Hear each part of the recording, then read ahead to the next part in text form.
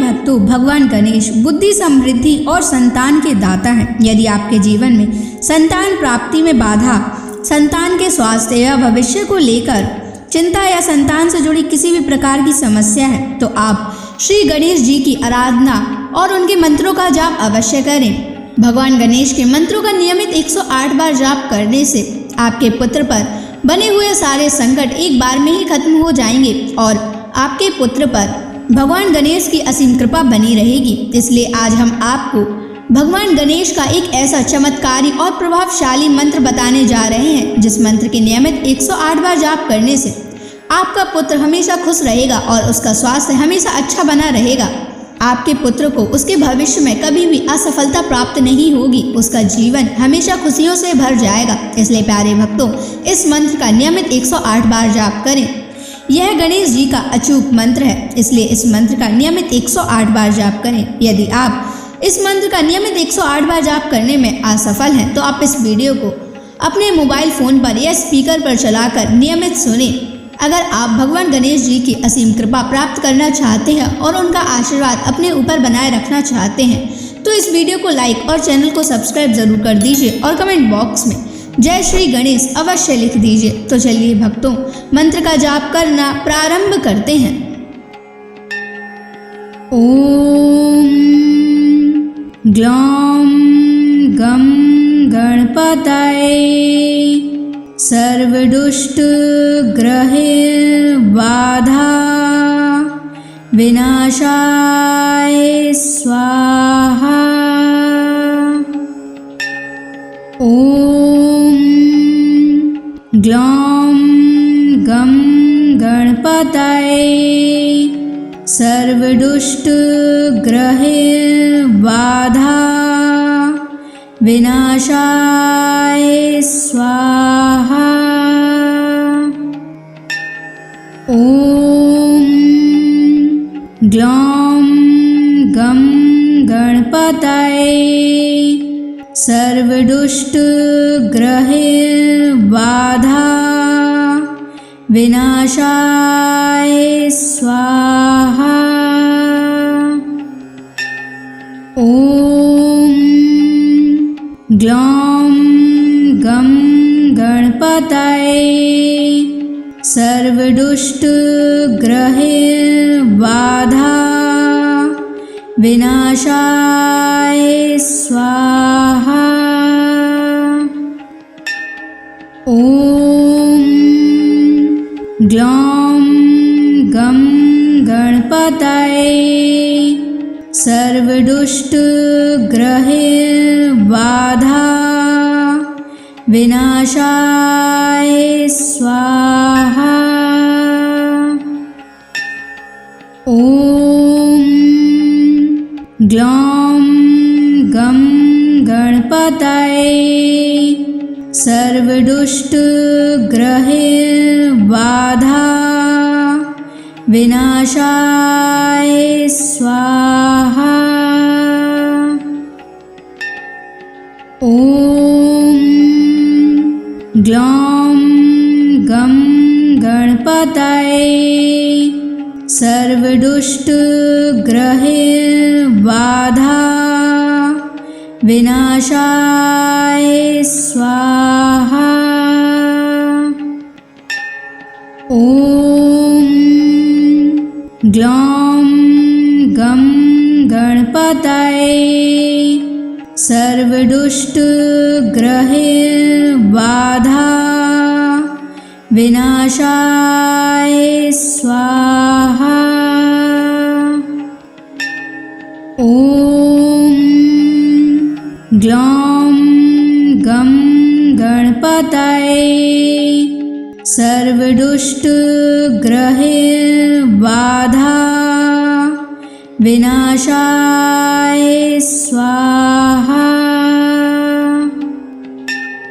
ओम ग्लौम गम गणपतये सर्वदुष्ट ग्रहे बाधा विनाशाय स्वाहा।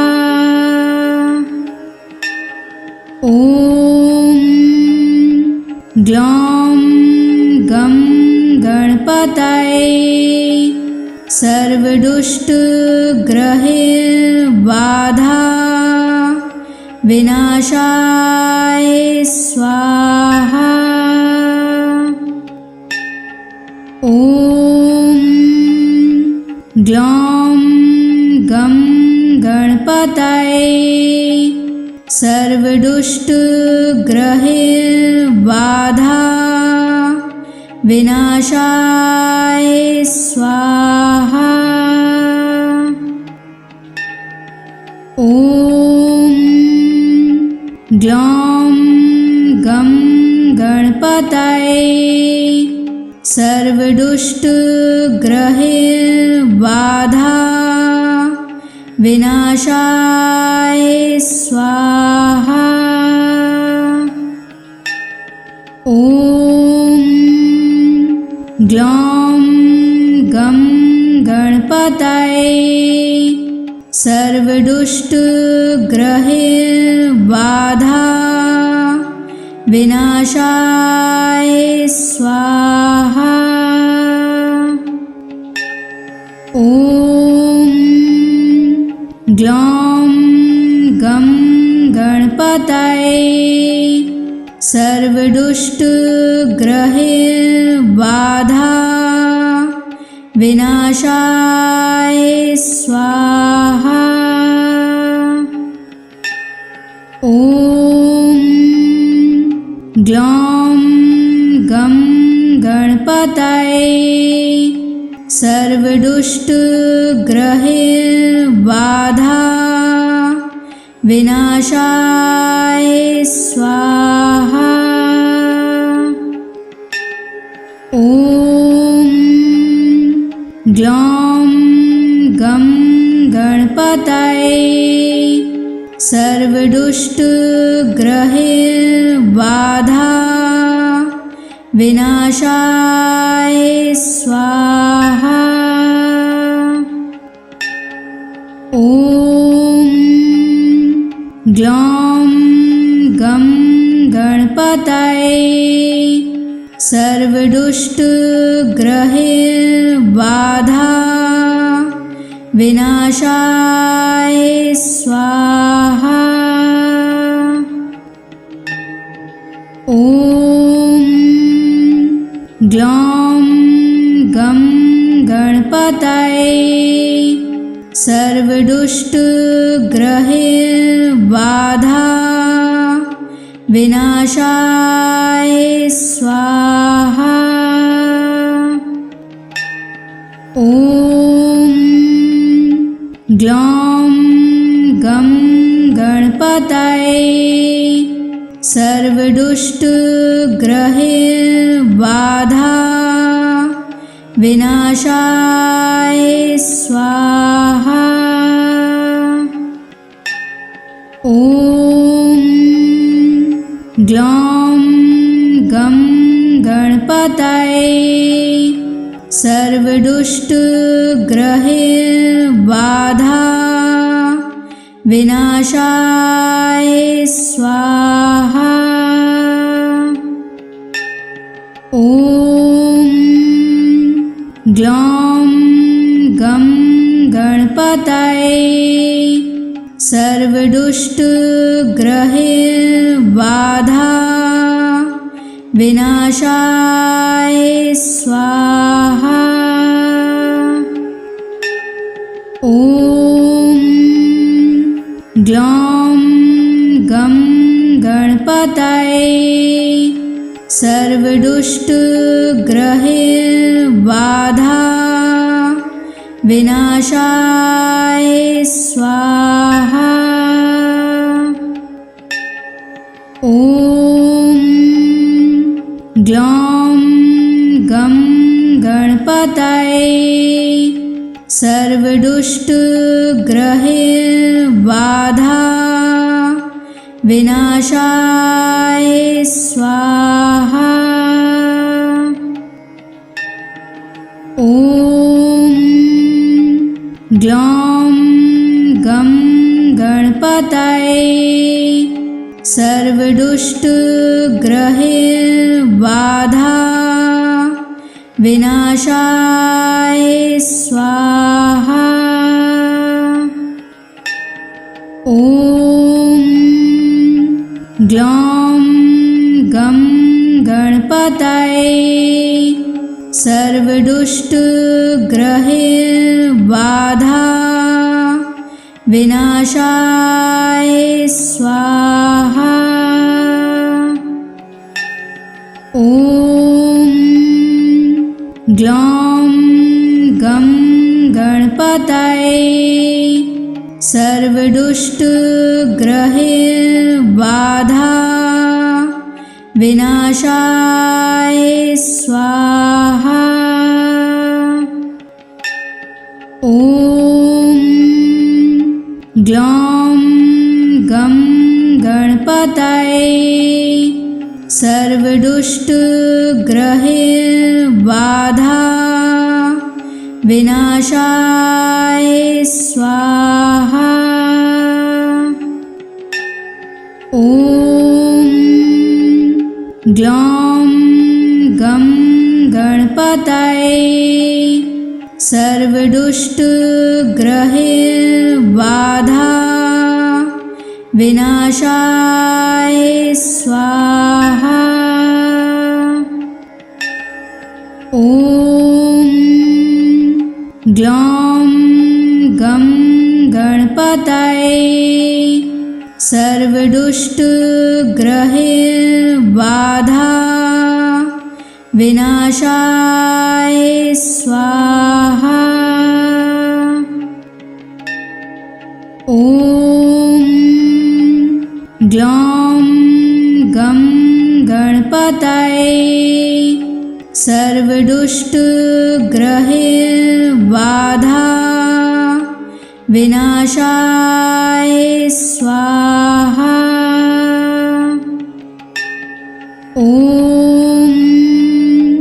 ग्लौं गं गणपतये सर्वदुष्टग्रहैर्बाधा विनाशाय स्वाहा। ॐ ग्लौं गं गणपतये सर्वदुष्टग्रहैर्बाधा विनाशाय स्वाहा। ॐ ग्लौं गं गणपतये सर्वदुष्टग्रहैर्बाधा विनाशाय स्वाहा। ॐ ग्लौं गं गणपतये सर्वदुष्टग्रहैर्बाधा विनाशाय स्वाहा। ॐ ग्लौं गं गणपतये सर्वदुष्टग्रहैर्बाधा विनाशाय स्वाहा। ॐ ग्लौं गं गणपतये सर्वदुष्टग्रहैर्बाधा विनाशाय स्वाहा। ॐ ग्लौं गं गणपतये सर्वदुष्टग्रहैर्बाधा विनाशाय स्वाहा। ॐ ग्लौं गं गणपतये सर्वदुष्टग्रहैर्बाधा विनाशाय स्वाहा। ॐ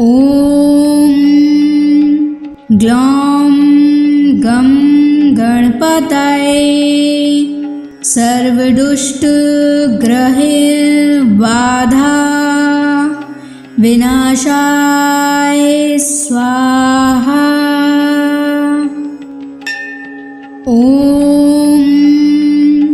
ग्लौं गं गणपतये सर्वदुष्टग्रहबाधा विनाशाय स्वाहा। ॐ ग्लौं गं गणपतये सर्वदुष्टग्रहबाधा विनाशाय स्वाहा। ॐ ग्लौं गं गणपतये सर्वदुष्टग्रहबाधा विनाशाय स्वाहा। ॐ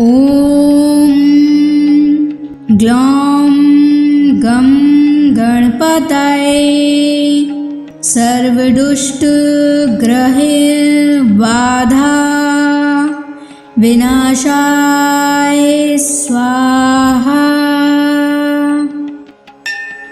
ॐ ग्लौं गं गणपतये सर्वदुष्टग्रहबाधा विनाशाय स्वाहा। ॐ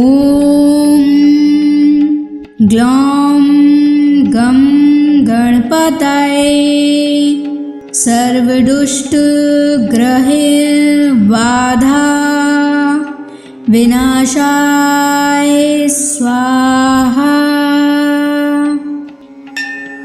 ॐ ग्लौं गं गणपतये सर्वदुष्टग्रहबाधा विनाशाय स्वाहा। ॐ ग्लौं गं गणपतये सर्वदुष्टग्रहबाधा विनाशाय स्वाहा। ॐ ग्लौं गं गणपतये सर्वदुष्टग्रहबाधा विनाशाय स्वाहा। ॐ ग्लौं गं गणपतये सर्वदुष्टग्रहबाधा विनाशाय स्वाहा। ॐ ग्लौं गं गणपतये सर्वदुष्टग्रहबाधा विनाशाय स्वाहा। ॐ ग्लौं गं गणपतये सर्वदुष्टग्रहबाधा विनाशाय स्वाहा। ॐ ग्लौं गं गणपतये सर्वदुष्टग्रहबाधा विनाशाय स्वाहा। ॐ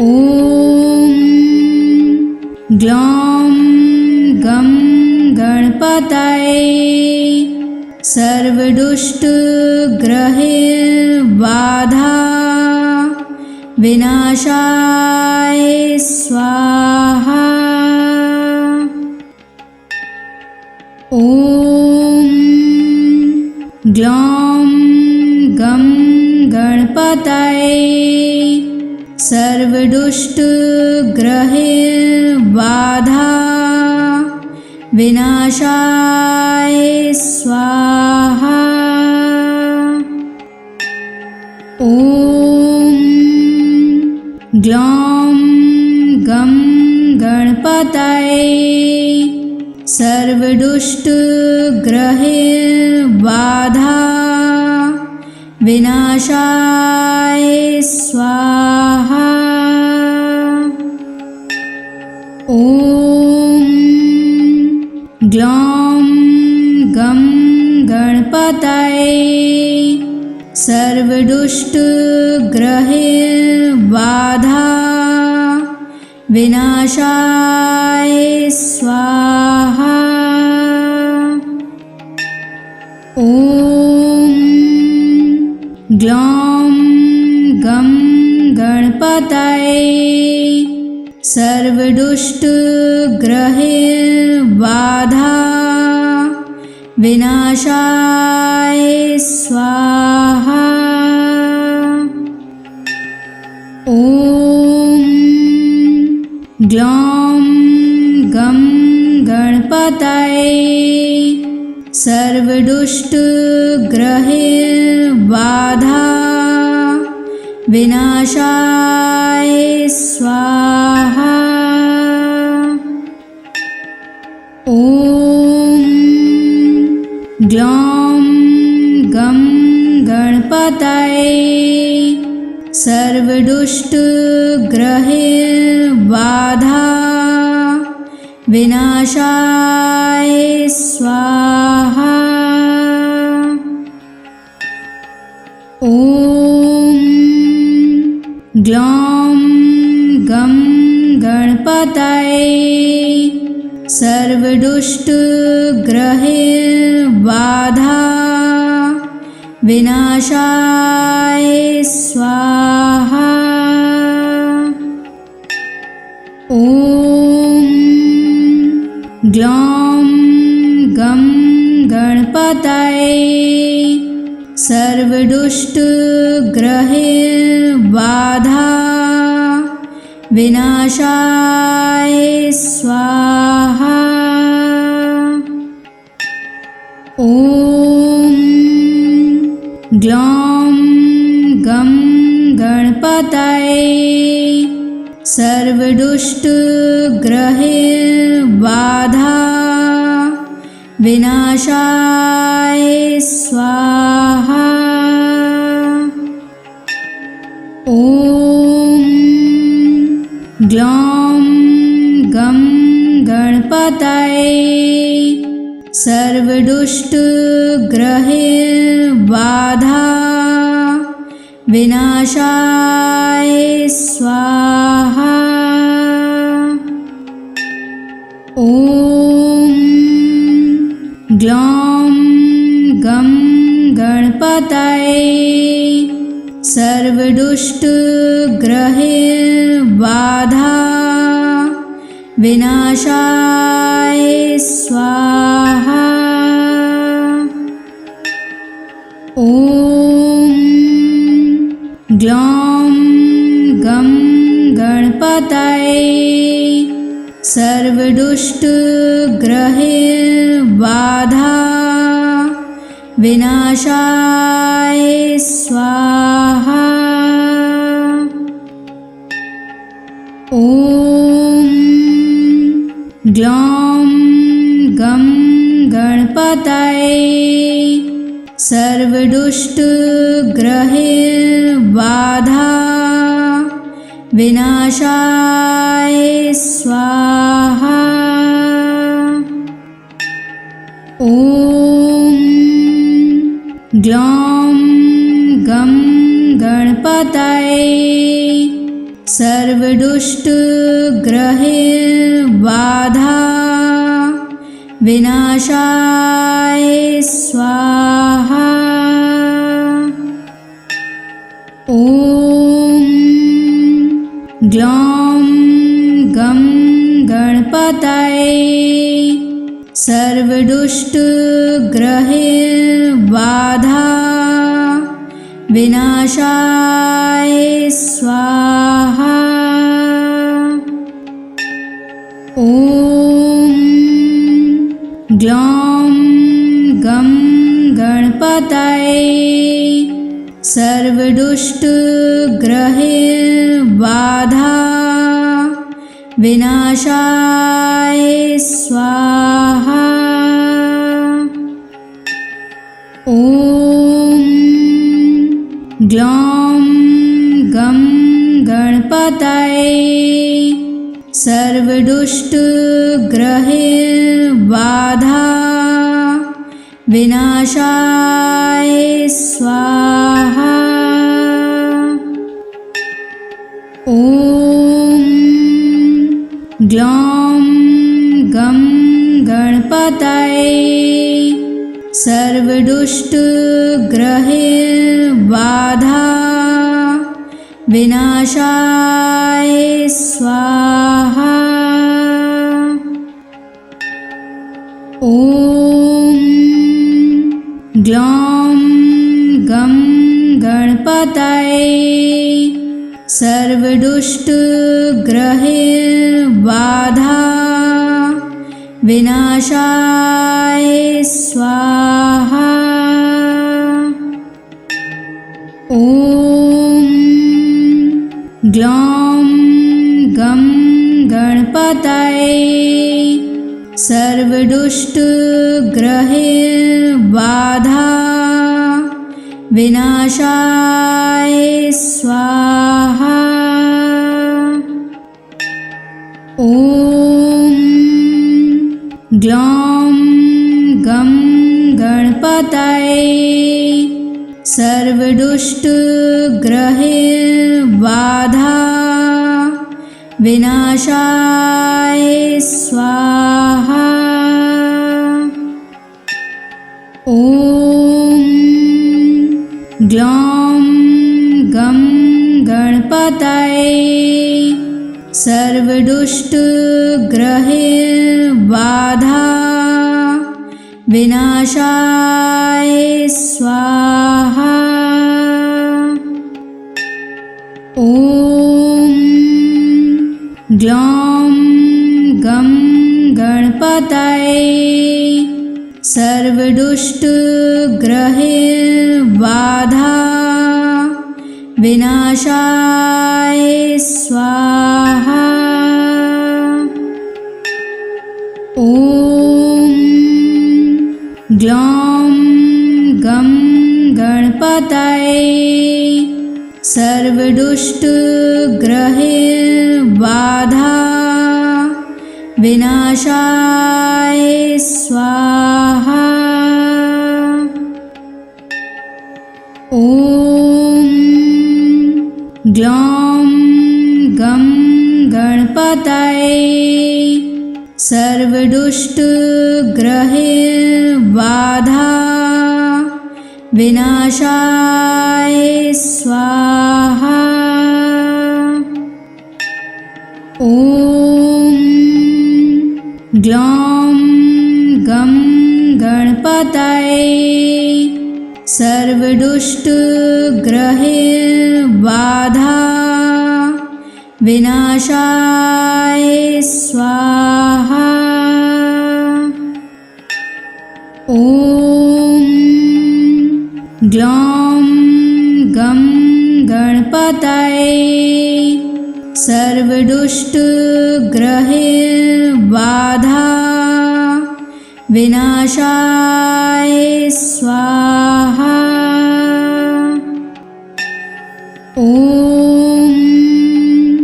ग्लौं गं गणपतये सर्वदुष्टग्रहैर्बाधा विनाशाय स्वाहा।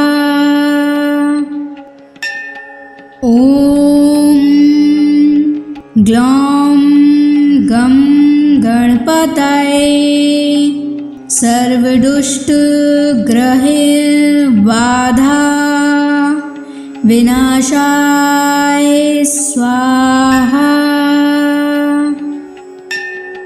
ॐ ग्लौं गं गणपतये सर्वदुष्टग्रहबाधा विनाशाय स्वाहा। ॐ ग्लौं गं गणपतये सर्वदुष्टग्रहबाधा विनाशाय स्वाहा। ॐ ग्लौं गं गणपतये सर्वदुष्टग्रहबाधा विनाशाय स्वाहा। ॐ ग्लौं गं गणपतये सर्वदुष्टग्रहबाधा विनाशाय स्वाहा। ॐ ग्लौं गं गणपतये सर्वदुष्टग्रहबाधा विनाशाय स्वाहा। ॐ ग्लौं गं गणपतये सर्वदुष्टग्रहबाधा विनाशाय स्वाहा। ॐ ग्लौं गं गणपतये सर्वदुष्टग्रहबाधा विनाशाय स्वाहा।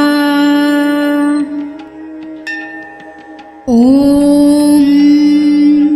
ग्लौं गं गणपतये सर्वदुष्टग्रहबाधा विनाशाय स्वाहा। ॐ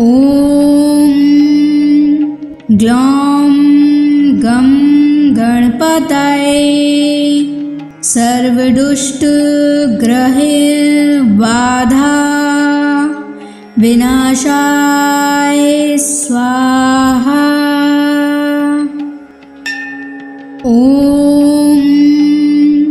ग्लौं गं गणपतये सर्वदुष्टग्रहबाधा विनाशाय स्वाहा। ॐ ग्लौं गं गणपतये सर्वदुष्टग्रहबाधा विनाशाय स्वाहा। ॐ ग्लौं गं गणपतये सर्वदुष्टग्रहबाधा विनाशाय स्वाहा। ॐ ग्लौं गं गणपतये सर्वदुष्टग्रहबाधा विनाशाय स्वाहा। ॐ ग्लौं गं गणपतये सर्वदुष्टग्रहैर्बाधा विनाशाय स्वाहा। ॐ ग्लौं गं गणपतये सर्वदुष्टग्रहैर्बाधा विनाशाय स्वाहा। ॐ ग्लौं गं गणपतये सर्वदुष्टग्रहैर्बाधा विनाशाय स्वाहा। ॐ ग्लौं गं गणपतये सर्वदुष्टग्रहैर्बाधा विनाशाय स्वाहा। ॐ ग्लौं गं गणपतये सर्वदुष्टग्रहैर्बाधा विनाशाय स्वाहा। ॐ ग्लौं गं गणपतये सर्वदुष्टग्रहैर्बाधा विनाशाय स्वाहा। ॐ ग्लौं गं गणपतये सर्वदुष्टग्रहैर्बाधा विनाशाय स्वाहा। ॐ ग्लौं गं गणपतये सर्वदुष्टग्रहैर्बाधा विनाशाय स्वाहा। ॐ ग्लौं गं गणपतये सर्वदुष्टग्रहैर्बाधा विनाशाय स्वाहा। ॐ ग्लौं गं गणपतये सर्वदुष्टग्रहैर्बाधा विनाशाय स्वाहा। ॐ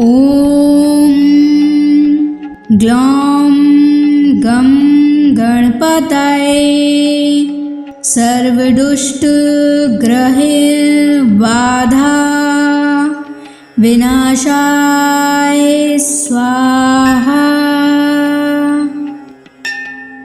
ॐ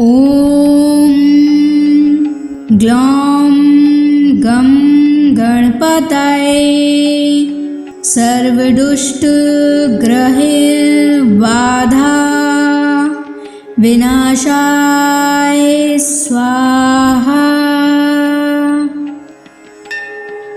ॐ ग्लौं गं गणपतये सर्वदुष्टग्रहैर्बाधा विनाशाय स्वाहा। ॐ ग्लौं गं गणपतये सर्वदुष्टग्रहैर्बाधा विनाशाय स्वाहा। ॐ ग्लौं गं गणपतये सर्वदुष्टग्रहैर्बाधा विनाशाय स्वाहा।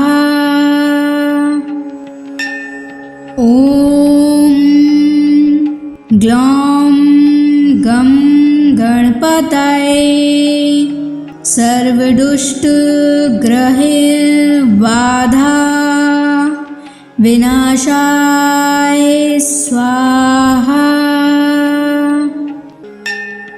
ॐ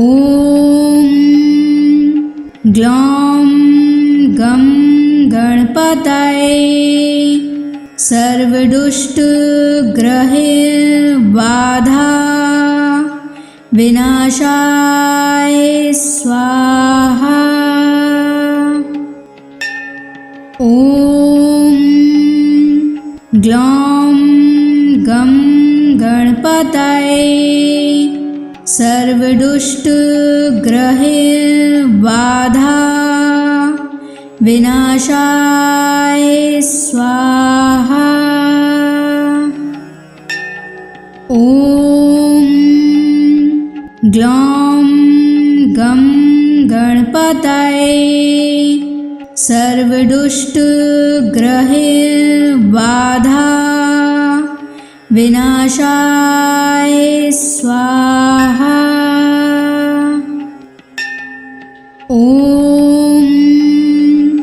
ग्लौं गं गणपतये सर्वदुष्टग्रहबाधा विनाशाय स्वाहा। ॐ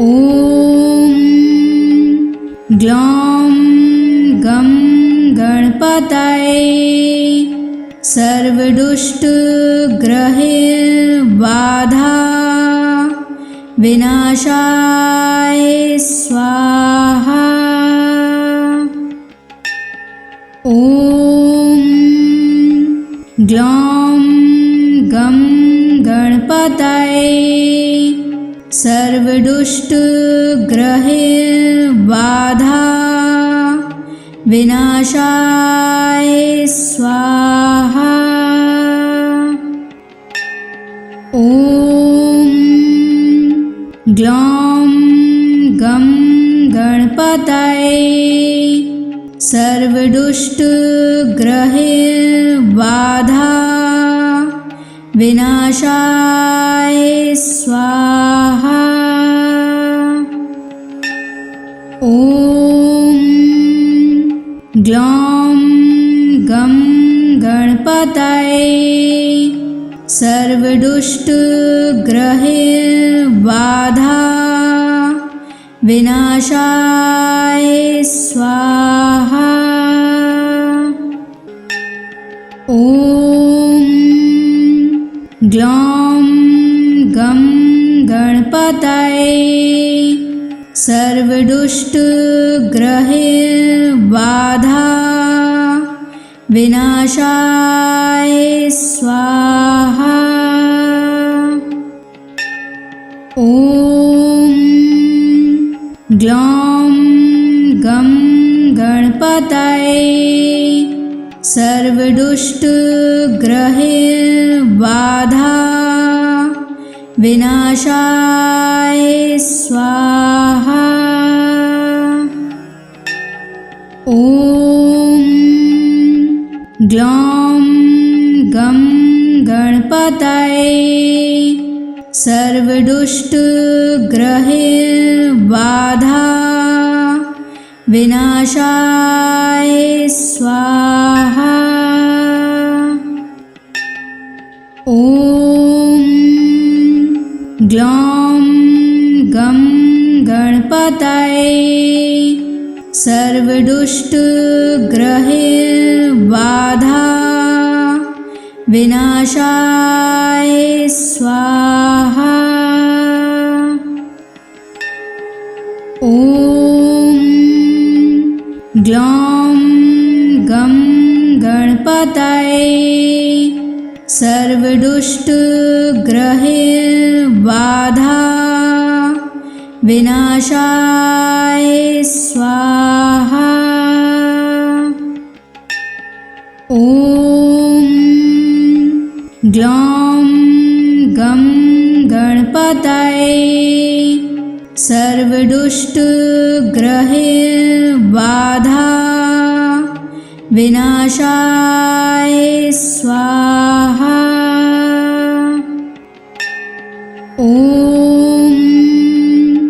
ग्लौं गं गणपतये सर्वदुष्टग्रहबाधा विनाशाय स्वाहा। ॐ ग्लौं गं गणपतये सर्वदुष्टग्रहबाधा विनाशाय स्वाहा। ॐ ग्लौं गं गणपतये सर्वदुष्टग्रहबाधा विनाशाय स्वाहा। ॐ ग्लौं गं गणपतये सर्वदुष्टग्रहबाधा विनाशाय स्वाहा। ॐ ग्लौं गं गणपतये सर्वदुष्टग्रहबाधा विनाशाय स्वाहा। ॐ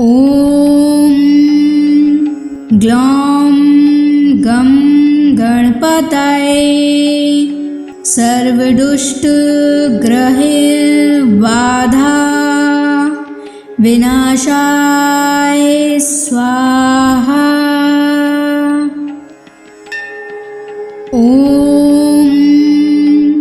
ग्लौं गं गणपतये सर्वदुष्टग्रहबाधा विनाशाय स्वाहा।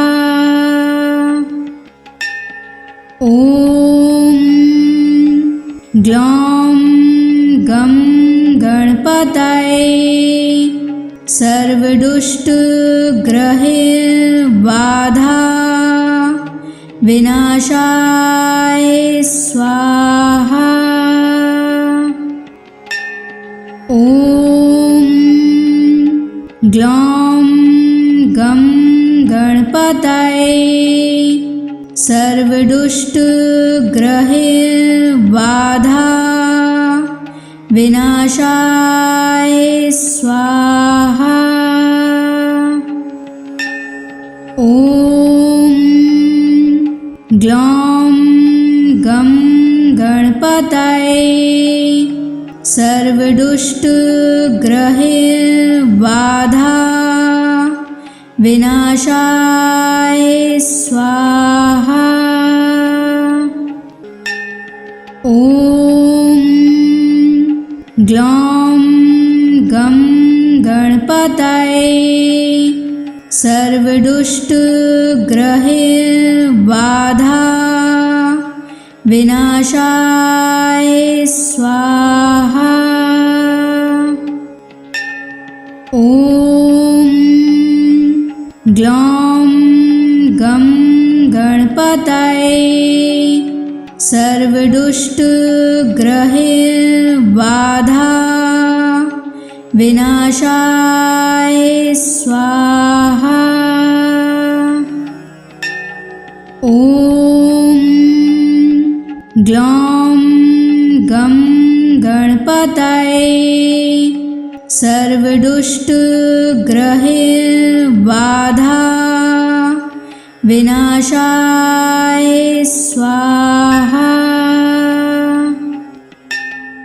ॐ ग्लौं गं गणपतये सर्वदुष्टग्रहबाधा विनाशाय स्वाहा। ॐ ग्लौं गं गणपतये सर्वदुष्टग्रहबाधा विनाशाय स्वाहा। ॐ ग्लौं गं गणपतये सर्वदुष्टग्रहबाधा विनाशाय स्वाहा। ॐ ग्लौं गं गणपतये सर्वदुष्टग्रहबाधा विनाशाय स्वाहा। ॐ ग्लौं गं गणपतये सर्वदुष्टग्रहबाधा विनाशाय स्वाहा। ॐ ग्लौं गं गणपतये सर्वदुष्टग्रहबाधा विनाशाय स्वाहा। ॐ ग्लौं गं गणपतये सर्वदुष्टग्रहबाधा विनाशाय स्वाहा।